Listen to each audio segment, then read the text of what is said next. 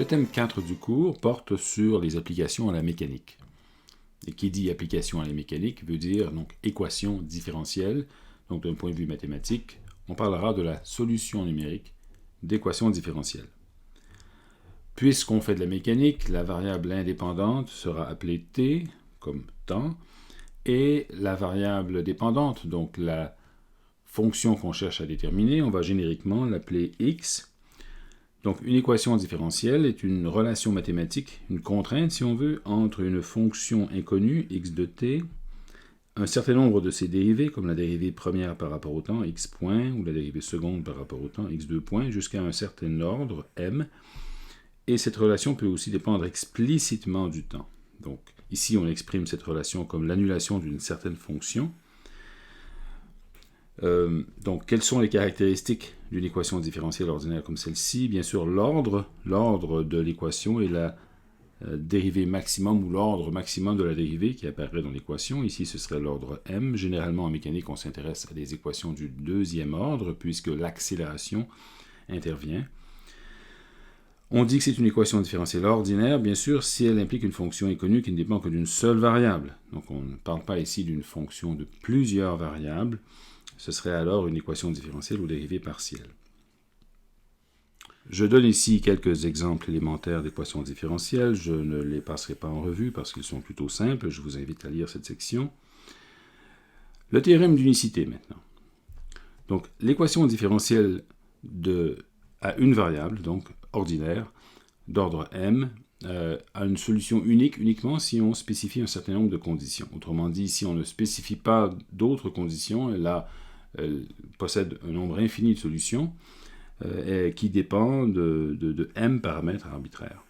Donc, ces m paramètres doivent être fixés, par exemple, par des conditions initiales. On pourrait, par exemple, spécifier la valeur initiale de la fonction que l'on cherche, la valeur initiale de sa dérivée, et ainsi de suite, jusqu'à la dérivée numéro m-1, si c'est une équation d'ordre m. Il y a un théorème d'unicité, appelé le théorème de Cauchy-Lipschitz, qui stipule que les m conditions initiales ci-dessus vont, moyennant certaines conditions, déterminer la solution de manière unique. Ces conditions sont assez raisonnables. Il faut notamment que la fonction f soit bien définie aux valeurs initiales. Je veux dire qu'il faut que l'équation elle-même soit bien définie aux valeurs initiales.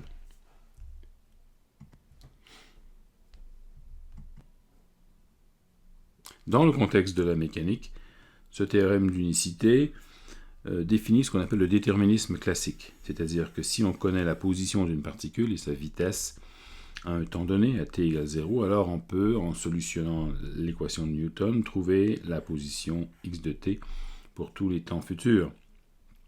Bien sûr, la mécanique ne se définit pas par une équation différentielle, mais par un système d'équations différentielles. C'est-à-dire qu'on a un certain nombre de degrés de liberté, un certain nombre de particules différentes, disons, ne serait-ce que des composantes différentes de la position d'une même particule. Et donc, on ne cherche pas une fonction qui dépend du temps, mais un certain nombre de fonctions qui dépendent du temps. Donc, on les appelle ici x indice i. I va de 1 jusqu'à n, et n est le nombre de variables inconnues ici. Donc, on aurait, pour ces différentes fonctions inconnues, autant d'équations différentielles qu'il y a de fonctions, sauf que ces équations différentielles sont couplées. Elles peuvent dépendre de toutes les fonctions inconnues en jeu, jusqu'à un certain ordre m. Bien sûr, en mécanique, cet ordre est égal à 2, c'est-à-dire que la loi de Newton est une relation entre les accélérations des différentes particules et leur position et leur vitesse. Donc, en principe, chaque fonction fi dans cette relation ici dépend de n fois m variables. Comme premier exemple de système d'équations différentielles, on va étudier l'évolution dans le temps de la population de 3 isotopes radioactifs. N1, N2, N3 représentent les nombres de noyaux dans un échantillon donné de 3 espèces différentes. Bien sûr, fondamentalement, ces nombres sont des entiers. On va supposer ici que ce sont des nombres réels, et donc ils peuvent varier de manière continue. C'est une approximation. On suppose que le premier noyau peut se désintégrer dans le deuxième, et le deuxième dans le troisième, et que le troisième lui-même est instable. Donc, ces 3 populations seraient gouvernées par un système d'équations différentielles comme celui-ci. Donc la dérivée de n1 par rapport au temps serait négative et proportionnelle au nombre de noyaux de l'espèce numéro 1, avec une constante ici qu'on appelle oméga 1. La population de l'espèce numéro 2 serait changeante en raison du fait que l'espèce numéro 2 elle-même est instable et donc elle se désintègre comme la première espèce avec une constante oméga 2 différente, mais aussi par le fait que l'espèce numéro 1 se désintègre en l'espèce numéro 2, donc le nombre de noyaux de l'espèce numéro 2 va croître en fonction des désintégrations de l'espèce numéro 1, c'est pour ça qu'on a un plus oméga 1 fois n1. De même pour l'espèce numéro 3, elle pourrait diminuer en raison de sa propre désintégration, mais elle serait augmentée de la désintégration de l'espèce numéro 2. D'accord? Donc ça, c'est un système d'équations différentielles avec 3 variables et un système du premier ordre parce que je n'ai que des dérivées premières qui apparaissent dans le système. Deuxième exemple de système d'équations différentielles, la mécanique du point. J'ai une particule en 3 dimensions, particule de masse m. Sa position est désignée par r, mais comporte en fait 3 variables, x, y et z. L'équation différentielle est en fait f égale ma. Donc m fois la deuxième dérivée de la position donne une force, est donnée par une force qui est fonction de la position. Donc si j'explicite les composantes, j'aurai les 3 équations suivantes pour la deuxième dérivée de x, de y et de z, en fonction des 3 coordonnées x, y, z. J'ai supposé ici que les forces ne dépendent pas de la vitesse, mais c'est un détail qui peut facilement être changé. Donc j'ai ici un système de 3 équations différentielles du deuxième ordre. Exemple plus spécifique encore, celui d'une force centrale. Donc je vais supposer que j'ai 2 particules cette fois, donc 2 particules de masse m1 et m2 en 3 dimensions, qui interagissent l'une avec l'autre via une force centrale dont la grandeur dépend de la distance entre les deux seulement, je l'appelle petit f de r. Et donc j'ai ici 6 variables qui sont les 3 composantes de chacune des 2 particules. Normalement, donc la deuxième loi de Newton prendrait la forme suivante. Pour la première particule, j'aurais ma est égal à la force dépendant de r, et j'aurai ici un vecteur unitaire, c'est-à-dire quelque chose qui est dirigé dans la direction R2 moins R1, mais je divise par R pour obtenir ici un vecteur unitaire. Donc en fait, R est défini comme étant la distance entre R1 et R2. De même, la deuxième particule, en vertu de la troisième loi de Newton, obéirait à cette équation où j'ai essentiellement ici inversé 1 et 2 dans le membre de droite, de sorte que la somme des 2 forces donne bien sûr 0. De manière explicite, donc composante par composante, ces 2 équations vectorielles donnent 6 équations, donc 6 équations pour les composantes de des positions des 2 particules. Et donc, bien sûr, avec la condition que R est donné par cette relation ici. Donc, c'est un ensemble explicite d'équations pour 6 variables, x1, y1, z1, x2, y2, z2, avec des dérivées secondes, et tout est exprimé en fonction de ces 6 variables, sachant que R a l'expression suivante en fonction des 6 variables en question. Donc cet exemple est prêt à être programmé en quelque sorte. Dernier exemple sur la dynamique des populations. Donc on va supposer ici qu'on simule les populations d'une espèce de proie que j'appelle X et une espèce de prédateur que j'appelle Y.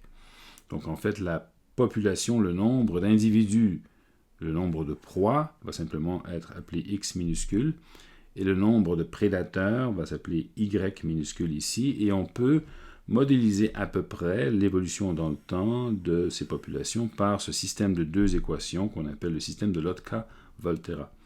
Donc il y a des paramètres dans ces équations, alpha, bêta, gamma, delta, qui ont la signification suivante. On suppose ici, bien sûr, que l'espèce X, donc l'espèce proie, a une reproduction naturelle qui est proportionnelle à sa population. Donc on a ici une dérivée de X qui a une contribution alpha fois X. Par contre, le nombre d'événements où un prédateur peut dévorer une proie est proportionnel à la fois au nombre de proies et au nombre de prédateurs. Et donc on a un deuxième terme négatif, celui-ci, qui va contribuer à la diminution de la population de X et qui va être proportionnel à moins X fois Y, d'où ce coefficient bêta qui est positif. Pour ce qui est des prédateurs, les prédateurs sont sujets à une certaine compétition. Et donc, plus il y a de prédateurs, plus ils sont en compétition entre eux pour les proies et leur taux de mortalité va augmenter. Donc, il ne peut pas y avoir trop de prédateurs. C'est pour ça que dans la dérivée de y, il y aura un terme en moins gamma fois y. Par contre, plus il y a de proies, plus la nourriture est abondante, donc plus la population peut augmenter. Et elle augmentera de manière proportionnelle à y, bien sûr, et proportionnelle aussi au nombre de proies, avec un coefficient qui est au total positif, c'est-à-dire que j'ai deux facteurs moins ici, et delta est supposé positif. Donc, c'est un système simple. On verra un peu plus tard dans le cours comment on peut simuler ce genre de dynamique de manière un peu plus subtile, mais avec des résultats qui mettent en évidence le bien fondé de ces systèmes d'équations. Bon. Sujet important, comment réduire tout système d'équations différentielles d'ordre supérieur à l'ordre 1. Les méthodes numériques dont on dispose pour résoudre des systèmes d'équations différentielles sont toujours appliquées à des équations du premier ordre. Il faut donc prendre un système qui comporte des dérivées d'ordre supérieur, comme un système mécanique, et les réduire à un système qui ne comporte que des dérivées du premier ordre. Et cela se fait en doublant le nombre de variables, c'est-à-dire en considérant que non seulement, par exemple, la position d'une particule est la variable, mais que sa vitesse aussi est une variable. Autrement dit, en faisant la promotion de la dérivée première en une variable. Alors, je m'explique de manière plus explicite ici. Donc, je suppose que j'ai ici une particule en 3 dimensions, sujette à une force F qui dépend de la position, de la vitesse et du temps. Les équations de Newton, la deuxième loi de Newton s'écrit comme ceci, donc c'est F égale ma essentiellement. Alors qu'on ajoute à cela une deuxième équation qui peut sembler être triviale, c'est la définition de la vitesse, mais lorsqu'on considère la vitesse comme une variable indépendante, ça devient essentiellement une équation qu'il faut résoudre comme les autres. Donc j'aurai ici, au lieu d'avoir 3 équations, 6 équations pour les variables x, y, z et vx, vy, vz. Le premier ensemble de 3 équations correspond simplement à la définition de la dérivée, donc stipule que Vx, Vy, Vz sont les dérivées par rapport au temps de x, y et de z, alors que le deuxième ensemble d'équations correspond simplement à F égale ma. Et notez que les forces, les 3 composantes de la force, peuvent généralement dépendre des 6 variables, ainsi que du temps, de manière explicite. Donc généralement, on obtiendra, et on peut toujours considérer ou se restreindre à un système de n équations différentielles d'ordre 1, qu'on va écrire de la manière suivante. Donc dérivée par rapport au temps de x indice i est donnée par une fonction, on peut appeler la force si on veut, ce n'est pas toujours une force du point de vue physique, une fonction qui dépend de toutes les variables. Donc ça, c'est un système de n équations différentielles d'ordre 1 qui sont couplées entre elles. Dans ce cas, le théorème d'unicité prend la forme suivante. Donc, la solution à ce système d'équations sera unique si on spécifie les conditions initiales suffisantes, c'est-à-dire les valeurs initiales des n variables. Pointe à la ligne. On passe maintenant aux méthodes de solution. Donc ici, je vais expliquer la méthode la plus simple, la plus élémentaire pour résoudre des équations différentielles de manière numérique. On appelle ça la méthode d'Euler. C'est une méthode qu'il ne faut jamais utiliser en pratique parce qu'elle est plutôt mauvaise, mais elle est vraiment simple à comprendre. Et elle peut nous aider à comprendre aussi le théorème d'unicité. Donc, la méthode d'Euler se base bien sûr sur la discrétisation du temps. Donc, on définit une grille de temps. Donc, le temps prend des valeurs discrètes. Donc, on pourrait parler de temps Tn, où n égale à 0, 1, 2, 3, ainsi de suite. Donc, les différents temps sont espacés par un pas temporel constant. Donc, Tn est en fait égal à n fois h. h est comme, si on veut, l'atome du temps. La valeur des fonctions que l'on cherche au temps initial, t égale 0, sont connues, ce sont les conditions initiales. Et les valeurs au temps subséquent sont obtenues des valeurs au temps précédent. Donc on obtient les valeurs au temps tn plus 1 en fonction des valeurs au temps tn, simplement en appliquant un développement limité au premier ordre. Quand je veux dire développement limité, je veux dire un développement de Taylor qui est coupé à un certain ordre. Et ici, c'est coupé au premier ordre. Donc la fonction au temps tn plus 1 est égale à la fonction au temps tn plus la dérivée calculée au temps tn fois le pas temporel h, comme ceci. On néglige les dérivées d'ordre supérieur. Ce qui revient à écrire cette expression, bien sûr, et on connaît l'expression explicite de la dérivée au temps tn.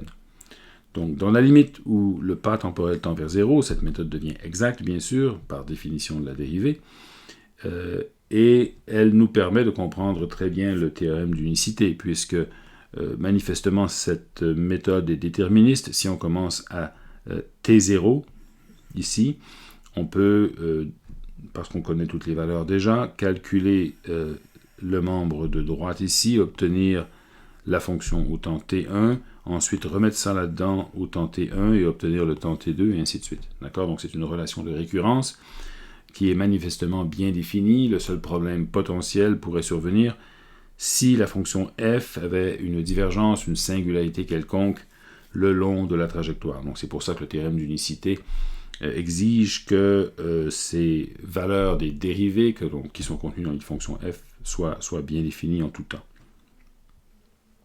Bon, cette méthode de l'air, comme on va l'expérimenter dans les carnets Python, est dangereuse, c'est-à-dire qu'elle n'est pas bien précise.